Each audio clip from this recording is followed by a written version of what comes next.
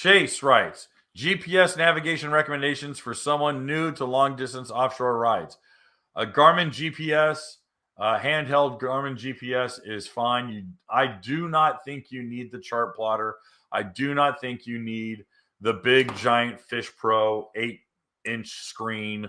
There's a lot of guys who think they have to have the flat screen TV on their ski. We did just fine with a handheld GPS on a RAM mount, RAM, RAM mount.